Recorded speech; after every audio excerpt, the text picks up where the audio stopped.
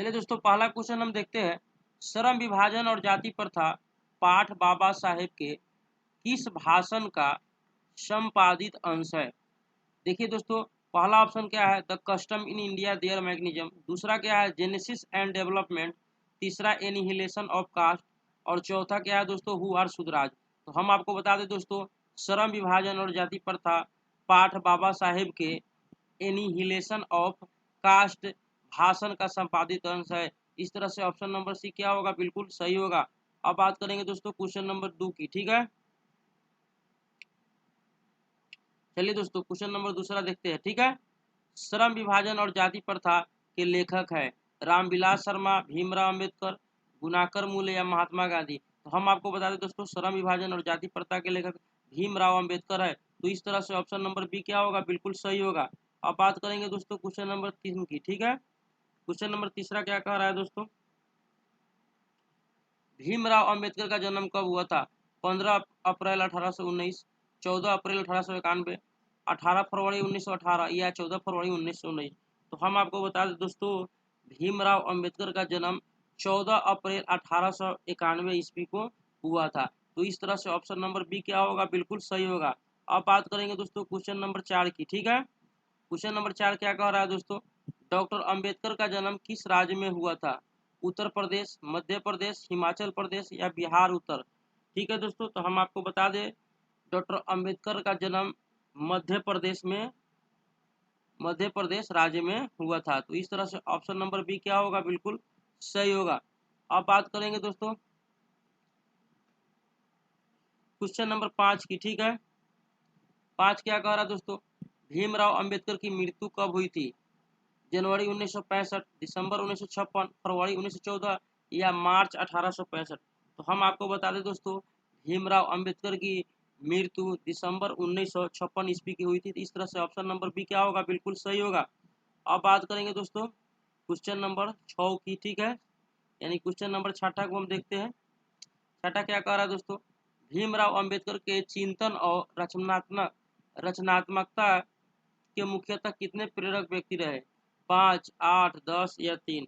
तो हम आपको बता दें दोस्तों, भीमराव अंबेडकर के चिंतन और रचनात्मकता के मुख्य 3 प्रेरक व्यक्ति रहे। तो इस तरह से ऑप्शन नंबर डी क्या होगा, बिल्कुल सही होगा। अब बात करेंगे दोस्तों क्वेश्चन नंबर 7 की, ठीक है। क्वेश्चन नंबर 7 क्या कह रहा है दोस्तों, डॉक्टर अंबेडकर किस वर्ग के परिवार में जन्म लिए थे? पिछड़ा वर्ग, सामान्य वर्ग, दलित वर्ग या मध्यम वर्ग। तो हम आपको बता दें दोस्तों, डॉक्टर डॉक्टर भीमराव अंबेडकर दलित वर्ग परिवार में जन्म लिए थे। तो इस तरह से ऑप्शन नंबर सी क्या होगा, बिल्कुल सही होगा। अब बात करेंगे दोस्तों क्वेश्चन नंबर 8 की। 8 क्या कह रहा है दोस्तों, जातिवाद के पोषकों द्वारा श्रम विभाजन किसका दूसरा रूप माना जाता है? मजदूरी प्रथा का, जाति प्रथा का, बाल मजदूरी प्रथा का या समरसता का। एक बार और क्वेश्चन को सुनिए दोस्तों, जातिवाद के पोषकों द्वारा श्रम विभाजन किसका दूसरा रूप माना जाता है? मजदूरी प्रथा का, जाति प्रथा का या बाल मजदूरी प्रथा का या समरसता का। तो हम आपको बता दें दोस्तों, ये जाति प्रथा का दूसरा रूप माना जाता है। तो इस तरह से ऑप्शन नंबर बी क्या होगा, बिल्कुल सही होगा। अब बात करेंगे दोस्तों क्वेश्चन नंबर 9 की, ठीक है। चलिए 9 देखते हैं दोस्तों। क्वेश्चन नंबर 9 क्या कह रहा है, जाति प्रथा किस प्रकार का श्रम विभाजन है? अस्वाभाविक, प्राकृतिक, स्वाभाविक या संवैधानिक। तो हम आपको बता दें दोस्तों, जाति प्रथा अस्वाभाविक श्रम विभाजन है दोस्तों, है ना। तो इस तरह से ऑप्शन नंबर ए क्या होगा, बिल्कुल सही होगा। अब बात करेंगे दोस्तों क्वेश्चन नंबर 11 की, ठीक है। जाति प्रथा के अनुसार श्रम विभाजन का आधार क्या है? मनुष्य की रुचि, रोजगार सृजन या पैतृक पेशा या कौशल क्षमता। तो हम आपको बता दें दोस्तों, जाति प्रथा के अनुसार श्रम विभाजन का आधार मनुष्य की रुचि है। तो इस तरह से ऑप्शन नंबर ए क्या होगा, बिल्कुल सही होगा। अब बात करेंगे दोस्तों क्वेश्चन नंबर 11 की, ठीक है। 11 क्या कह रहा है दोस्तों, देखिए यहाँ पे, श्रम विभाजन और जाति प्रथा शीर्षक किनके द्वारा हिंदी में रूपांतरित है? भीमराव अंबेडकर द्वारा, रामचंद्र शुक्ल द्वारा, ललई सिंह यादव द्वारा या नलिन बिलोचन शर्मा द्वारा। तो हम आपको बता दें दोस्तों, श्रम विभाजन और जाति प्रथा शीर्षक ललई सिंह यादव द्वारा हिंदी में रूपांतरित है। तो इस तरह से ऑप्शन नंबर सी क्या होगा, बिल्कुल सही होगा। अब हम आगे बढ़ते हैं दोस्तों, क्वेश्चन नंबर 12 की बात कर लेते हैं। ठीक है, जाति प्रथा मनुष्य के पेशे को किस प्रकार प्रभावित करती है। देखिए ऑप्शन नंबर ये क्या कह रहा है दोस्तों, यदि मनुष्य के पेशे में बढ़ावा देती है, यह मनुष्य को जीवन भर के लिए एक पेशे में बांध देती है, यह मनुष्य के रोजगार मुखी बनाती है, या मनुष्य को पेशा के लिए दक्ष बनाती है। जल्दी से बताइए दोस्तों क्या होगा। तो हम आपको बता दें, जाति प्रथा मनुष्य के पेशे को किस प्रकार प्रभावित करती है, यह मनुष्य के जीवन भर के लिए एक पेशे में बांध देती है। इस तरह से ऑप्शन नंबर बी क्या होगा, बिल्कुल सही होगा। अब बात करेंगे दोस्तों क्वेश्चन नंबर 13 की। ठीक है, विडंबना का अर्थ क्या है, उपेक्षा, उपहास, अवलंबन या आडंबर। तो हम आपको बता दें दोस्तों, विडंबना का अर्थ उपहास होता है। तो इस तरह से ऑप्शन नंबर बी क्या होगा, बिल्कुल सही होगा। अब बात करेंगे दोस्तों क्वेश्चन नंबर 14 की। ठीक है, 14 क्वेश्चन नंबर क्या कह रहा है दोस्तों, सच्चे लोकतंत्र का पर्याय है जाति प्रथा, सुशासन, भाईचारा या कानून व्यवस्था। तो हम आपको बता दें दोस्तों, सच्चे लोकतंत्र का पर्याय है भाईचारा है। तो इस तरह से ऑप्शन नंबर सी क्या होगा, बिल्कुल सही होगा। अब बात करेंगे दोस्तों क्वेश्चन नंबर 15 की। ठीक है, भीमराव अंबेडकर के प्रेरकों के क्या क्या नाम थे। राम कबीर, महात्मा गांधी, बुद्ध रहीम कबीर, बुद्ध कबीर ज्योतिबा फुले, या कबीर बुद्ध महादेवी वर्मा। तो हम आपको बता दें दोस्तों, भीमराव अंबेडकर के प्रेरकों का नाम बुद्ध कबीर ज्योति फुले थे। तो इस तरह से ऑप्शन नंबर सी क्या होगा, बिल्कुल सही होगा। अब बात करेंगे दोस्तों क्वेश्चन नंबर 16 की। ठीक है, 16 क्या कह रहा है दोस्तों, बाबा साहेब अम्बेडकर संपूर्ण वाग्मय नाम की पुस्तक कितने खंडों में प्रकाशित हो गई है, 22, 48, 21 या 29। तो हम आपको बता दें दोस्तों, बाबा साहेब बाबा साहेब अम्बेडकर संपूर्ण वाग्मय नामक पुस्तक 21 खंडों में प्रकाशित हो गई है। तो इस तरह से मेरा ऑप्शन नंबर सी क्या होगा, बिल्कुल सही होगा। अब बात करेंगे दोस्तों क्वेश्चन नंबर 17 की। ठीक है, क्वेश्चन नंबर 17 क्या कह रहा है दोस्तों, चलिए देखते हैं। क्वेश्चन नंबर 17 कह रहा है दोस्तों, लाहौर का वार्षिक सम्मेलन कब हुआ था, 1935, 1936, 1835 या 1836। तो हम आपको बता दें दोस्तों, लाहौर का वार्षिक सम्मेलन 1936 ईस्वी में हुआ था। तो इस तरह से ऑप्शन नंबर बी बिल्कुल सही है। अब बात करेंगे दोस्तों क्वेश्चन नंबर 18 की। ठीक है, क्वेश्चन नंबर 18 क्या कह रहा है दोस्तों, चलिए देखते हैं। डॉक्टर भीमराव अंबेडकर की रचनात्मक के प्रेरक व्यक्ति थे, महात्मा गांधी, ज्योतिबा फुले, गोपाल कृष्ण गोखले या विवेकानंद। तो हम आपको बता दें दोस्तों, ये ज्योतिबा फुले थे। तो इस तरह से ऑप्शन नंबर बी क्या होगा, बिल्कुल सही होगा। अब बात करेंगे दोस्तों क्वेश्चन नंबर 19 की। ठीक है, किनके प्रोत्साहन पर बाबा साहेब उच्चतर शिक्षा हेतु न्यूयॉर्क गए थे, काशी नरेश, पटियाल नरेश, बड़ौदा नरेश या दरभंगा नरेश। तो हम आपको बता दें दोस्तों, ये बड़ौदा नरेश के प्रोत्साहन पर बाबा साहेब उच्चतर शिक्षा हेतु न्यूयॉर्क गए थे। तो इस तरह से ऑप्शन नंबर सी क्या होगा, बिल्कुल सही होगा। अब बात करेंगे दोस्तों क्वेश्चन नंबर 20 की। ठीक है, बुद्ध एंड हिज धम्म के लेखक कौन है, हजारी प्रसाद द्विवेदी, बिरजू महाराज, महात्मा गांधी, भीमराव अम्बेडकर। तो हम आपको बता दें दोस्तों, ये option number D Bhimrao Ambedkar ji है। तो चलिए आगे देखते हैं क्वेश्चन नंबर 21। ठीक है दोस्तों, क्वेश्चन नंबर 21 क्या कह रहा है दोस्तों, भीमराव अंबेडकर की रचना है the rise and fall of the Hindu women, संत परंपरा और साहित्य, विचार और वितर्क, भारतीय लिपियों की कहानी। तो हम आपको बता दें दोस्तों, ऑप्शन नंबर पहला ही मेरा सही है, भीमराव अंबेडकर की रचना the rise and fall of the Hindu women. ठीक है, तो इस तरह से ऑप्शन नंबर ए क्या होगा, बिल्कुल सही होगा। अब बात करेंगे दोस्तों क्वेश्चन नंबर 22 की। ठीक है, डॉक्टर भीमराव अंबेडकर के अनुसार जाति प्रथा श्रम विभाजन के साथ साथ और किसके विभाजन का रूप लिए हुए है, श्रमिक विभाजन का, दलित विभाजन का, सभ्य जनों का विभाजन, कुशल व्यक्ति का विभाजन। तो हम आपको बता दें दोस्तों, डॉक्टर भीमराव अंबेडकर के अनुसार जाति प्रथा श्रम विभाजन के साथ साथ श्रमिक विभाजन का भी रूप लिए हुए है। तो इस तरह से ऑप्शन नंबर ए क्या होगा, बिल्कुल सही होगा। अब बात करेंगे दोस्तों क्वेश्चन नंबर 23 का। ठीक है, 23 क्या कह रहा है दोस्तों, भारत की जाति प्रथा की विशेषता क्या है, यह श्रमिकों का अस्वाभाविक विभाजन है, यह श्रमिकों का स्वाभाविक विभाजन है, यह रोजगार वर्धक है, या यह वर्ग विभेद दूर करता है। तो हम आपको बता दें दोस्तों, यह श्रमिकों का अस्वाभाविक विभाजन है। तो इस तरह से ऑप्शन नंबर ए क्या होगा, बिल्कुल सही होगा। अब बात करेंगे दोस्तों क्वेश्चन नंबर 24 की, ठीक है। क्वेश्चन नंबर 24 क्या कह रहा है दोस्तों, चलिए देखते हैं। जाति प्रथा स्वाभाविक श्रम विभाजन नहीं है, क्योंकि यह मनुष्य की रुचि पर आधारित है। यह पैतृक पेशा से संबंध नहीं है। इसमें मनुष्य सहजता से रोजगार युक्त हो जाता है। यह मनुष्य की रुचि पर आधारित नहीं है। तो हम आपको बता दें दोस्तों, ये ऑप्शन नंबर डी, ये मनुष्य की रुचि पर आधारित नहीं है, इसीलिए जाति प्रथा स्वाभाविक श्रम विभाजन नहीं है। चलिए दोस्तों हम आगे देखते हैं क्वेश्चन नंबर 25, ठीक है। क्वेश्चन नंबर 25 क्या कह रहा है दोस्तों,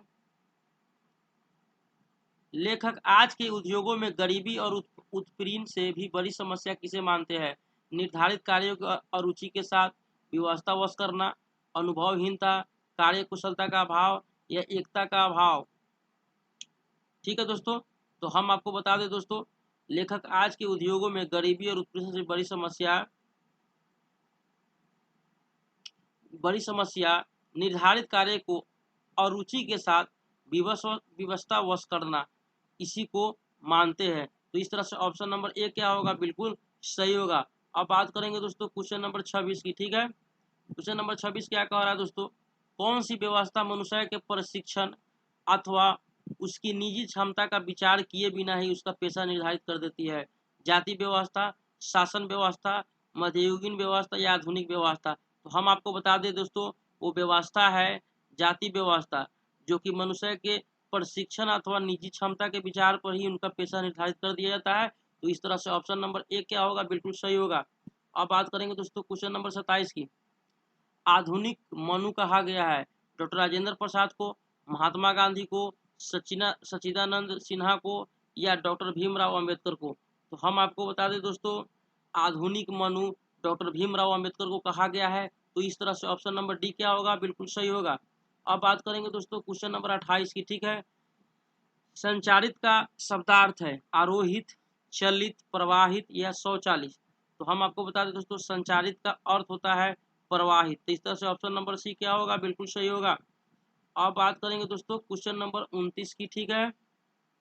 29 क्या कह रहा है दोस्तों, लेखक की दृष्टि में विडंबना की बात क्या है। जातिवाद के पोषकों की कमी नहीं है। जातिवाद के पोषक नग्नय है। आर्थिक दृष्टि के जातिवाद उचित है या जातिवाद लोकतंत्र के विरुद्ध नहीं है। तो हम आपको बता दें दोस्तों, लेखक की दृष्टि में विडंबना की बात यह है कि जातिवाद के पोषक की कमी नहीं है। तो इस तरह से ऑप्शन नंबर ए क्या होगा, बिल्कुल सही होगा। अब बात करेंगे दोस्तों क्वेश्चन नंबर 30 की, ठीक है। 30 क्या कह रहा है दोस्तों, लेखक की दृष्टि में आदर्श समाज कैसा होनी चाहिए, जिसमें स्वतंत्र, समता और भातृत्व का भाव हो, जिसमें सभी धनी हो, जिसमें सभी पढ़े लिखे हो, जिसमें सभी स्वस्थ हो। तो चलिए दोस्तों बताते हैं लेखक की दृष्टि से आदर्श समाज जिसमें स्वतंत्रता भी हो, समता भी हो और भातृत्व का भाव हो। तो इस तरह से ऑप्शन नंबर ए क्या होगा, बिल्कुल सही होगा। अब बात करेंगे दोस्तों क्वेश्चन नंबर 31 की, ठीक है। 31 क्या कह रहा है दोस्तों, लेखक बेरोजगारी का प्रमुख और प्रत्यक्ष कारण किसे मानते हैं, अशिक्षा को, जनसंख्या को, जाति प्रथा को या उद्योग धंधों की कमी को। तो हम आपको बता दें दोस्तों, लेखक बेरोजगारी का प्रमुख और प्रत्यक्ष कारण जाति प्रथा को मानते हैं। तो इस तरह से ऑप्शन नंबर सी क्या होगा, बिल्कुल सही होगा। अब बात करेंगे दोस्तों क्वेश्चन नंबर 32 की, ठीक है। डॉक्टर भीमराव अंबेडकर का जन्म कहाँ हुआ था, महू मध्य प्रदेश, गोरखपुर उत्तर प्रदेश, डुमराव बिहार या दानकुनी पश्चिम बंगाल। तो हम आपको बता दें दोस्तों, डॉक्टर भीमराव अंबेडकर का जन्म महू मध्य प्रदेश हुआ था। तो इस तरह से ऑप्शन नंबर ए क्या होगा, बिल्कुल सही होगा। अब बात करेंगे दोस्तों क्वेश्चन नंबर 33 की, ठीक है।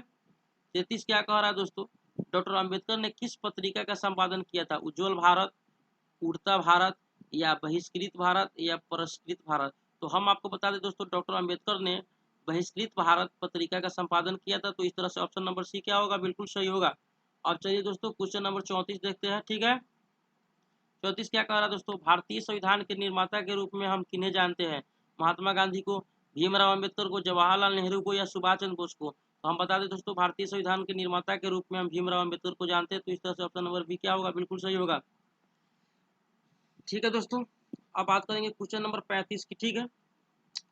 डॉक्टर अंबेडकर का वाग्मय हिंदी के कितने खंडों में प्रकाशित हो चुकी है, 15 खंडों में, 17 खंडों में, 19 खंडों में, 21 खंडों में। तो हम बता दें दोस्तों 21 खंडों में प्रकाशित हो चुकी है। इस तरह से ऑप्शन नंबर डी क्या होगा, बिल्कुल सही होगा।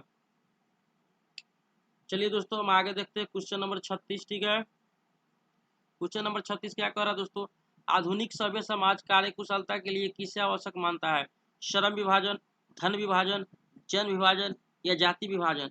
तो हम आपको बता दें दोस्तों आधुनिक सभ्य समाज कार्यकुशलता के लिए श्रम विभाजन को आवश्यक मानता है। तो इस तरह से ऑप्शन नंबर ए क्या होगा, बिल्कुल सही होगा।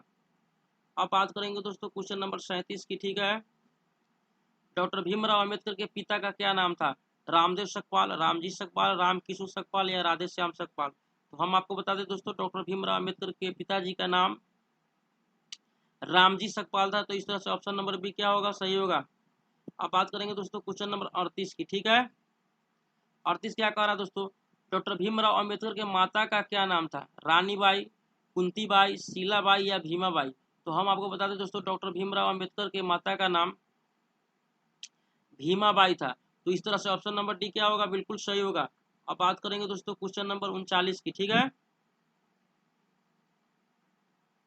चलिए 39 क्वेश्चन देखते हैं दोस्तों। 39 क्या है, डॉक्टर अंबेडकर ने पीएचडी की उपाधि कब प्राप्त की थी, 1920 ईस्वी में, 1918 में या 1916 में या 1914 में। तो हम आपको बता दें दोस्तों 1916 ईस्वी में डॉक्टर अंबेडकर जी ने पीएचडी की उपाधि प्राप्त की गई। इस तरह से ऑप्शन नंबर सी मेरा बिल्कुल सही होगा। अब बात करेंगे दोस्तों क्वेश्चन नंबर 40 की। ठीक है, 40 क्या कह रहा है दोस्तों, the caste in India where mechanism किनकी रचना है, भीमराव अंबेडकर की राम मनोहर लोहिया की महात्मा गांधी की भीमराव अंबेडकर की। सॉरी दोस्तों दो दो बार लिखा गया है ऑप्शन। ठीक है, the caste in India where mechanism Bhimrao Ambedkar की रचना है दोस्तों। तो इस तरह से ऑप्शन नंबर ए बिल्कुल सही होगा। अब बात करेंगे दोस्तों क्वेश्चन नंबर 41 की। ठीक है, मूक नायक क्या है, अखबार है कि पत्रिका है कि पुस्तक है कि कहानी है। तो हम आपको बता दें दोस्तों मूक नायक पत्रिका है। तो इस तरह से ऑप्शन नंबर बी क्या होगा, बिल्कुल सही होगा। अब बात करेंगे दोस्तों क्वेश्चन नंबर 42 की। ठीक है, 42 क्या कह रहा है दोस्तों, आधुनिक सभ्य समाज में कार्य कुशलता के लिए किसको आवश्यक माना गया है, जाति प्रथा, कार्य कुशलता, वर्ण विभाजन या श्रम विभाजन। तो हम आपको बता दें दोस्तों आधुनिक सभ्य समाज में कार्य कुशलता के लिए श्रम विभाजन को आवश्यक माना गया। तो इस तरह से ऑप्शन नंबर डी क्या होगा, बिल्कुल सही होगा। ठीक है दोस्तों, अब बात करेंगे क्वेश्चन नंबर 43 की। ठीक है, जाति प्रथा भारत में क्यों एक प्रमुख कारण बनी है, उत्पीड़न, बेरोजगारी, अमीरी या गरीबी।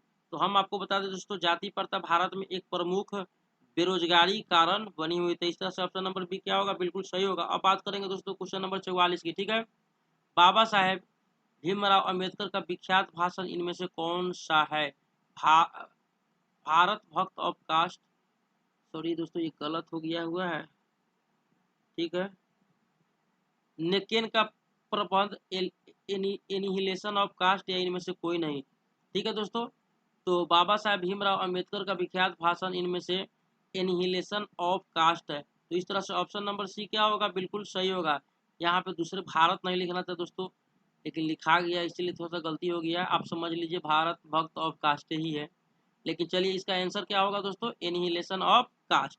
अब बात करेंगे दोस्तों क्वेश्चन नंबर 45 की। ठीक है, 45 क्या कह रहा है दोस्तों, भीमराव अंबेडकर ने निम्न में से किसकी रचना की थी, बहादुर को कि नाखून क्यों बढ़ता है कि जाति प्रथा और श्रम विभाजन की भारत से हमें क्या सीखा। तो दोस्तों हम आपको बता दें दोस्तों भीमराव अंबेडकर ने जाति प्रथा और श्रम विभाजन की रचना की थी। इस तरह से ऑप्शन नंबर सी क्या होगा, बिल्कुल सही होगा।